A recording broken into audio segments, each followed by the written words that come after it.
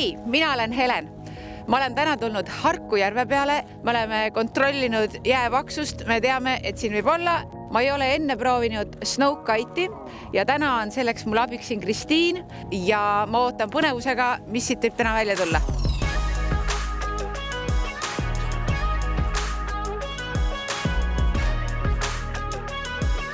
Võtta.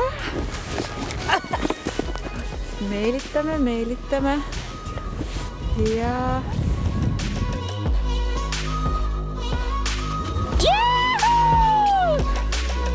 Kogu oma elu ma olen olnud väga sportlik lapsest saati.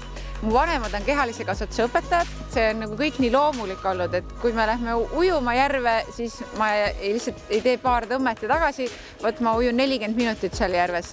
Teen järvele ringi peale. Ma olen teinud kergejõustikut, ujumistrennis olen käinud.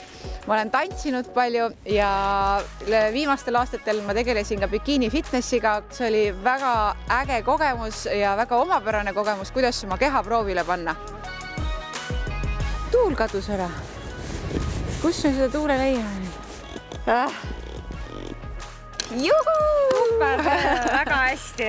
Esimest korda oli väga värisev ikkagi, et just see lohe tunnetus, kust poolt ta nüüd tõmbab ja see tuul tuleb, vahepeal ta tuleb, vahepeal ta ei tule, et kogu see tähelepanu ja keskendumine läks tegelikult lohe taltsutamisele. Nüüd mul on üks uus asi ära proovitud, teised jäävad siia veel lohetama ja me näeme teiega laval.